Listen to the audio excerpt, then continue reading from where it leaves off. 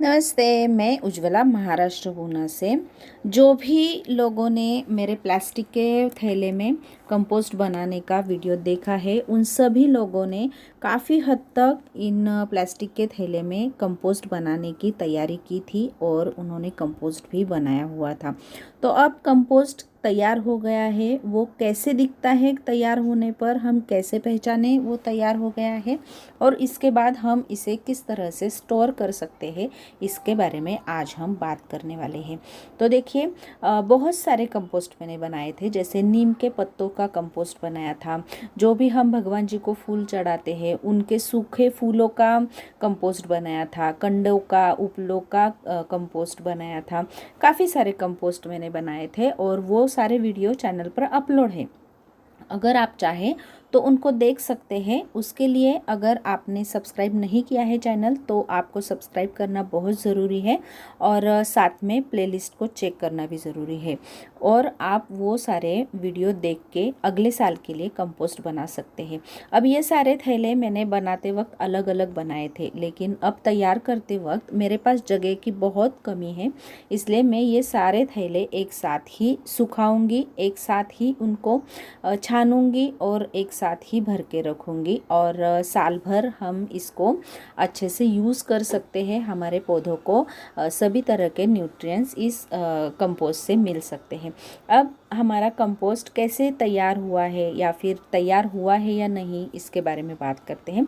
देखिए, जब भी हम किचन वेस्ट कंपोस्ट या फिर कोई भी ऐसी कच्ची वाली चीज़ें डाल के कंपोस्ट बनाते हैं, तो उसे डिकम्पोस्ट होने के लिए कम से कम 2 महीने और ज़्यादा से ज़्यादा 8-9 महीने का पीरियड लगता है। ये जो भी समर सीज़न है, इसमें 2-3 महीने में ही ये तैयार हो जाता है। सर्दियों के मौसम में, बारिश के मौसम में इसे बहुत देर लगती है, क्योंकि डिकम्पोस्टिंग की प्रोसेस थोड़ी सी स्लो हुई होती है। और जो भी कंडों का, उपलों का या फिर गोबर का हम कंपोस्ट बनाते हैं, उसको तो कम से कम 6-7 महीने तो लगते ही है।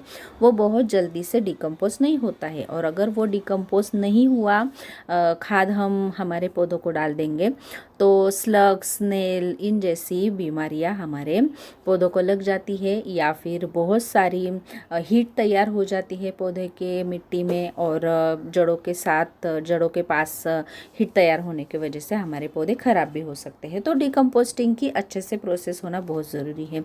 जैसे ही किचन वेस्ट कंपोस्ट और बाकी सब जो मैंने बताए हैं, उनको 2-3 महीने गर्मियों के दिनों में काफ़ी हो जाते हैं, वो जल्दी से डिकम्पोस्ट हो जाते हैं। अब ये देखिए, ये मैंने 15 दिन पहले ही किया था, तो अब तक ये डिकम्पोस्ट नहीं हुआ है। तो जब हमारा कंपोस्ट डिकम्पोस्ट हुआ है, ये हमें कैसे पता चलता है? तो इससे अच्छी सी भीनी भीनी मिट्टी जैसी खुशबू आ जाती है, और उस पर थोड़ा सा काला रंग दिखता है हमें। जो काला रंग होता है वो ह्यूमस होता है, और जो भी हमने चीज़ें डाली हुई होती है वो डिकम्पोस्ट होके उससे वो तैयार हुआ होता है। तो भीनी खुशबू और रंग अच्छे से काला आ जाए तो हमारा कंपोस्ट तैयार हुआ है, ऐसा हमें समझ लेना चाहिए। अब इस कंपोस्ट को हमें छायादार जगह पे सुखाना है। वहाँ पे हवा आती जाती हो ऐसी जगह पे हमें सुखाना है, धूप में नहीं सुखाना है। धूप में सुखाएंगे तो इसमें जो भी अच्छे वाले माइक्रोब्स तैयार हुए होते हैं वो मर जाएंगे। उनकी जो अंडे होते हैं उनसे वो तैयार हो सकते हैं, लेकिन धूप में सुखाने पर उसका ज़्यादा असर इतना नहीं होता है। तो छायादार जगह पे आपको 7 से 8 दिनों तक हमारे कंपोस्ट को अच्छे से सुखा देना है। उसके बाद इस तरह से छन्नी से हमें इसे छान लेना है। इससे क्या होगा, हमें यूज़ करने में आसानी हो जाएगी, और जो भी छन्नी के ऊपर जो मोटा मोटा निकलता है वो हम फिर से डिकम्पोस्टिंग के लिए रख सकते हैं, या फिर इसे हम जो भी अब बारिश के दिनों में नए नए पौधे लगाते हैं, तो उसके नीचे जो भी ड्रेनेज होल के ऊपर हम डाल देते हैं, वहाँ पे इन्हें अगर हमने डाल दिया तो पौधों को खाद भी मिलेगी और हमारे ड्रेनेज होल से पानी भी नहीं बाहर निकलेगा, तो दुगना फ़ायदा हो जाता है। तो इसे छानना काफ़ी ठीक पड़ेगा।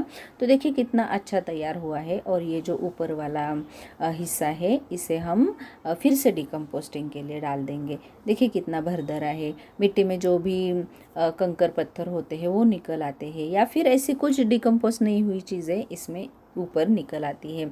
और ये संडे का दिन है तो पूरे दिन भर मैंने ये काम कर दिया है और बहुत अच्छे से मेरी खाद तैयार हो गई है। आपने भी अगर ये गर्मियों के दिनों में कंपोस्ट के लिए थैले तैयार किए होंगे तो आपको भी ये छान के अच्छे से भर के रखना बहुत ज़रूरी है। ऐसा करने पर आपको सुविधा हो जाएगी इसको यूज़ करने के लिए।